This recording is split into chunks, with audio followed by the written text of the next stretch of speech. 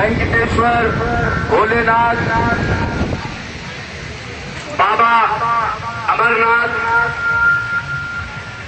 का कोई तमाम अनाथों के नाथ भोले शंकर आस्था के रूप में और पवित्र जल गंगा मां को लेकर ये तमाम आस्था प्रेमी कांवड़ियों की शक्ल में भोले का रूप धारण करके भोले भक्त बनकर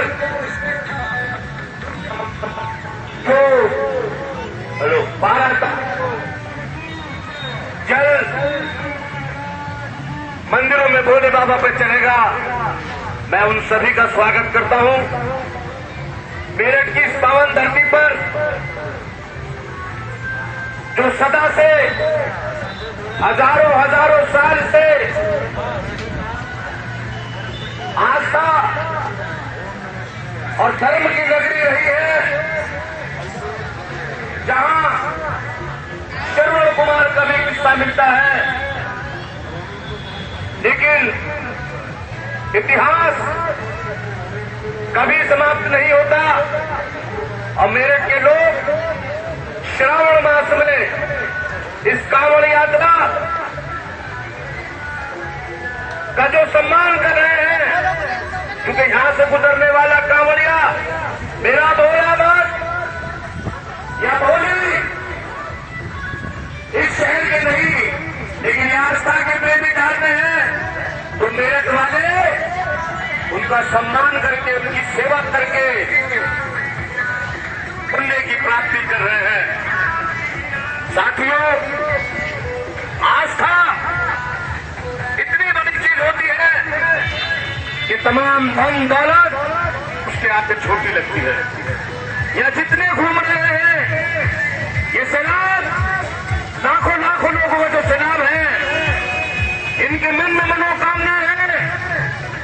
किसी को नौकरी की तलाश है, किसी को कारोबार की तलाश है, किसी पे झूठे मुकदमे लग रहे हैं, खुद गद्दारी में डूबा है, किसे स्वर्ग की प्राप्ति करनी है।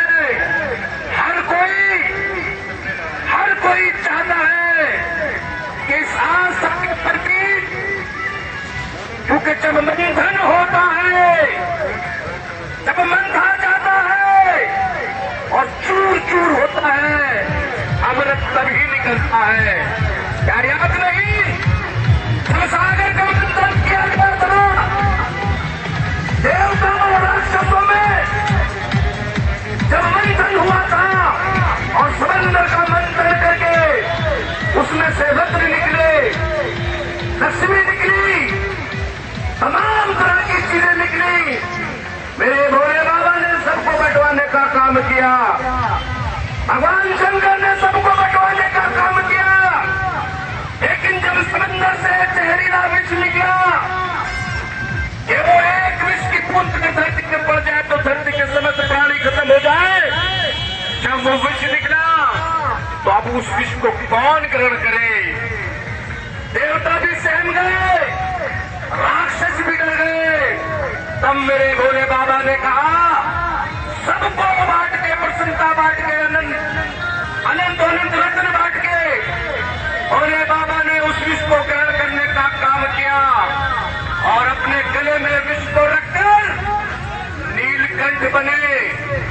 यानी साफ संकेत है कि इस कांवड़ यात्रा से आप इसके शरीर रूपी सागर को इतना मंद दो कि पैरों में पड़ने वाले छाले जिस्म से टपकता हुआ आपका पसीना जब मंथन करेगा तो आपको मोक्ष रूपी आत्मा भगवान में उसी तरह से परम पिता परमेश्वर पे उसी तरह से निकलेगी जैसे सागर में अमृत निकलने का काम होता है।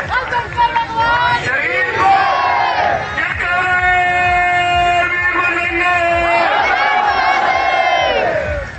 तो भगवान भोले की इस आस्था को, इस कांवड़ यात्रा को, जो समंदर के मंथन को होता है, शरीर का मंथन करके तमाम बुराइयां निकाल देना, किसी से नफरत नहीं करनी, ईर्ष्या नहीं करनी, सा ध्यान रखना है